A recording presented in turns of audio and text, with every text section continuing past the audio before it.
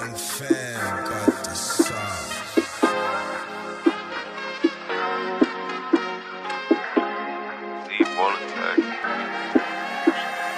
Get up the hill like Tay, doing what they said I can't do.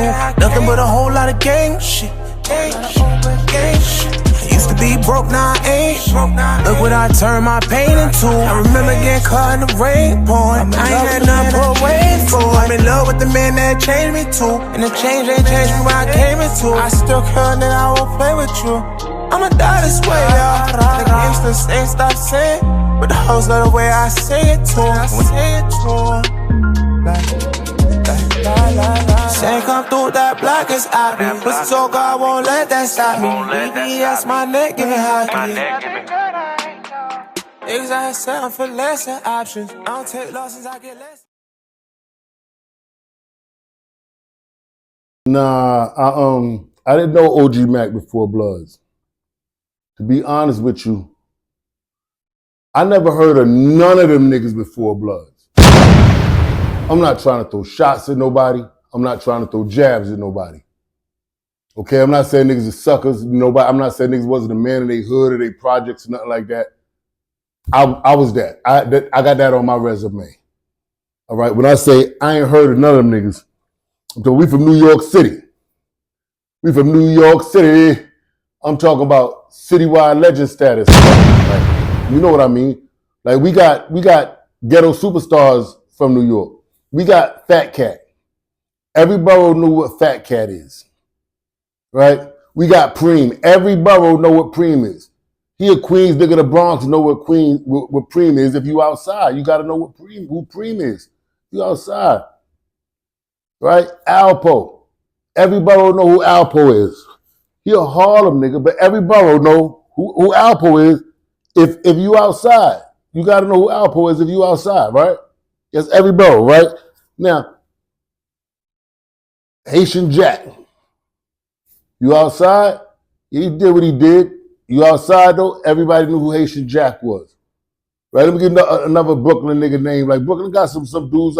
I'll say a Killer Ben or something like.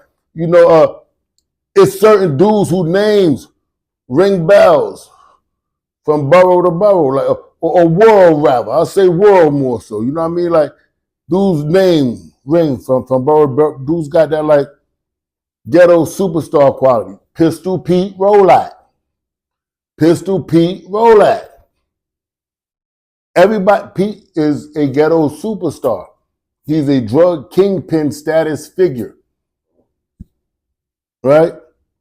He's walking around the aisle with a Rolex on, right? On the street, he drives exotic cars. He pops supermodels. He's rumored to have over a dozen bodies, allegedly. We talking about that status figure. None of those other dudes was that status figure. All those other dudes, Mac included, you know, was mostly prison resume dudes. Most accomplishments in prison, man. You know, dudes on their second, third bid type shit. They known for getting busy up north type shit. You know what I'm saying? On the street, they ain't out there that long. They ain't out there that long. I watched one brother say he was home from, he was in prison from 17 to 22, that came home, was in prison from 22 to 47. You're not on the street. So, you know, I don't think it's a knock or fault of me that I got away with what I was doing for a long time. I was good. I didn't get caught that much. You know? I don't know. But like I said, didn't know Mac prior to the blood thing. And I found that a little bit peculiar because, like I said, ninth grade, I'm living in River Park Towers. We used to walk to school sometime from the Towers to Theodore Roosevelt. I went to Roosevelt on Fordham. So we'd walk up Burnside, boom, shoot down Davis to the Fordham, boom. Or either walk through Aqueduct Park, down to Fordham, and then go down Fordham. So it's like you knew the names who was ringing on all the blocks coming through there. Like you come out the Towers, first Undercliff, you know, that was like family territory. That was the family territory. But the younger dudes in my age bracket, it was like Baby John and Sean Duffy. You knew that they was gonna be outside over there, T-Bone, and I used to get it on with all of them, man. Baby John and Sean Duffy used to jump me. Baby John and Sean Duffy, they jumped me like 3 times, man. The last time they jumped me, I socked the hell out of Baby John. But it was a T-Bone. T-Bone beat me up one time when I was younger, but I fought him again like a year later. He couldn't do nothing with me. But they was like the wild young niggas from right there on Undercliff. Then you had come up the other way to Burnside, or if you go up the Tremont side, up towards University, you still got the Andrews, Posse's niggas, Lane and Vic and all them, Crazy Larry, all the family niggas up that way. You go up the Burnside way, you had Mario and Tiny Bum and all them niggas. I'm telling you who's like niggas who was outside, naming the street back then. So if I went up Burnside to Davidson, back in that era, like it was like 183rd and Davidson ain't even the street that was buzzing. It was 183rd and Buchanan that everybody used to talk about. 183rd and Buchanan, 183rd and Buchanan. And the name everybody used to scream over there was John Rambo. So when I heard about the Mac from the 183rd thing and I didn't know who he was, and I heard his age bracket, the only thing I could think of was he must be a dude that, been in jail or something. Like he had to been in jail. So he like 4 or 5 years older than me. Maybe he was in jail. When I was 14, he had to been in jail or something. He wasn't on the streets. Because I didn't hear about him. I never heard of Mac on the streets. Like I said, until Blood. I never heard of none of them until Blood. And E-Money Bags from Queens. I don't know E-Money Bags. He's a hood legend. Certain dudes be hood legends. Like I said, I don't know none of them being hood legends outside of their hood before Blood. I'm sorry. I didn't hear your name in the Bronx. I don't care who name you say. I didn't hear them. None. Didn't hear them. But and I was outside all the time. All the time. Doing the most. But so on to the Mac thing, right? I remember Pipe comes home. It's before he went left. Pipe come home. The day Pipe come home, the very day Pipe is released, I'm on the block. I'm on Cozy. Shotty is there and 50 is there. AG brothers, Shotty and 50.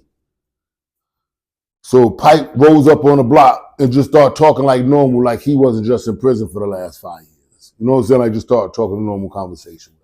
Like, oh, Pipe. Everybody's like, oh, shit, what up, Pipe? What up, Pipe? You know what I mean? So no more than 10, 15 minutes after Pipe is home, Pipe starts telling me this thing about Mac being a rat, right?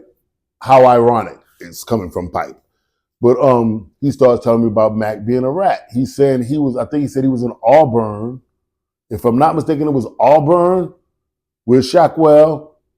And he said he was on the phone with Mac, and Shackwell said something about the paperwork with the Don P or Don Q, whatever the dude's name is on it.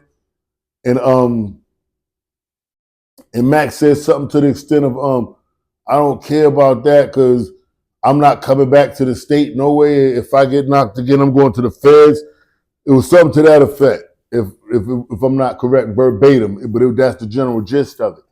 That Pipe was saying he was like that Mac pretty much copped to being a rat on the phone to Shaquille, saying that he don't care about the paperwork because he's not coming back in the state. No way, he going to the feds if anything. So Pipe is the first one to bring this to my ears. And this isn't, like I said, he came home like a little while after Mac, maybe like a couple of months after Mac, right around that same time. They both came home around that same time, right? So now, I heard this news. Now, I don't know Mac from a can of paint, but I know one thing. I'm running around the city gang banging like a goddamn fool. This is facts. Anything I see with a red flag, I'm running down on it, G checking it. I'm damn near the only nigga in my neighborhood running around in khakis and Chuck Taylors every day. Like seriously on it. So I'm here like, if this dude's a rat, I'm gonna be kind of upset. You feel what I'm saying? That's what I'm feeling at this time. So I was trying to get next to Mac for a minute. And I did not get next to him until it was right around Christmas. I want to say Christmas Day, but I don't want to be off. But it's a very strong possibility it could have been Christmas Day of '99. I know it was a powwow in Paula House over there on Davidson, in the building across the street from the McDonald's. It used to be a McDonald's there. I don't know if it's still a McDonald's there right on that corner, but she was in a building across the street. P. Diddy, the P. Diddy woman. So it's supposed to be a big powwow in there. We go in there, Animal was with me. I scrap Animal, the Blazer. So that's my little bro, love him. So me and Animal go up in there, and Animal know I'm on dummy time. I'm like, yo, I'm about to go press this nigga.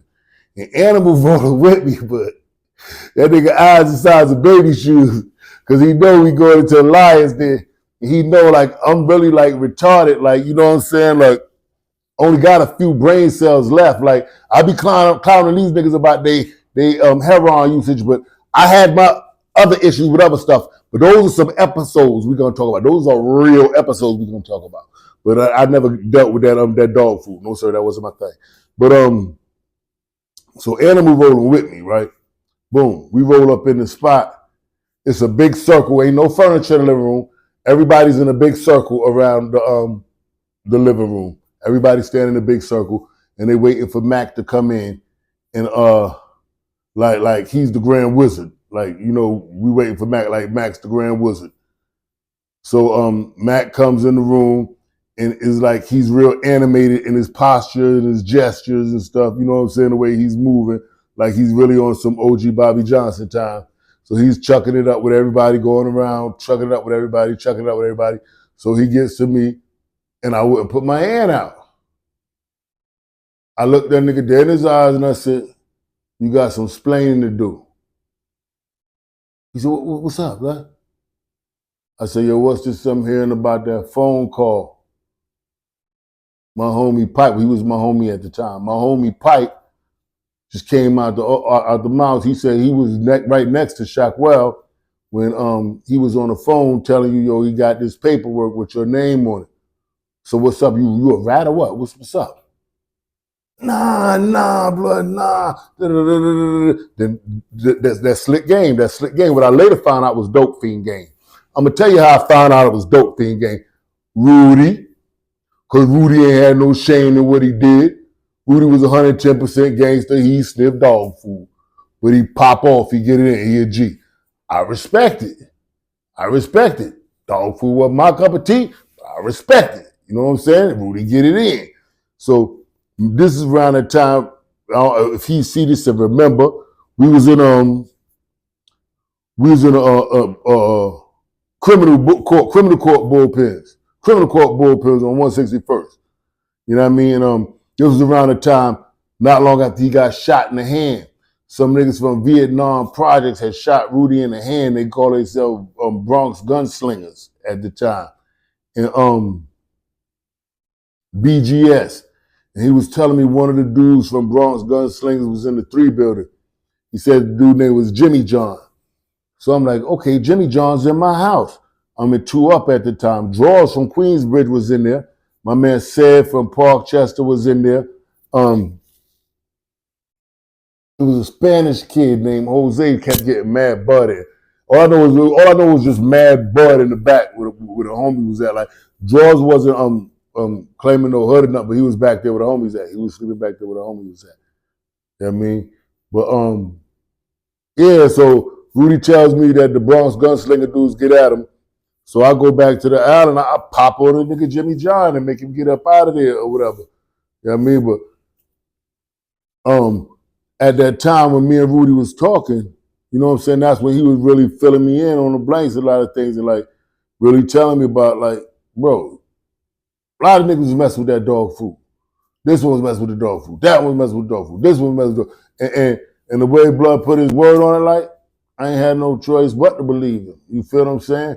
And you know what I mean? He was like, you know, the reason why he wanted to punch on Mac so bad was not only did, you know what I'm saying, Mac flip on him, you know what I'm saying, and use that as, I don't know if he came at it with something else or not. He let me know that was part of the reason why Mac, you know what I'm saying, played at him, you know, for messing with the dog food. He said Mac, he said what made it so messed up, why he was so mad about it, he said, because Mac did it too.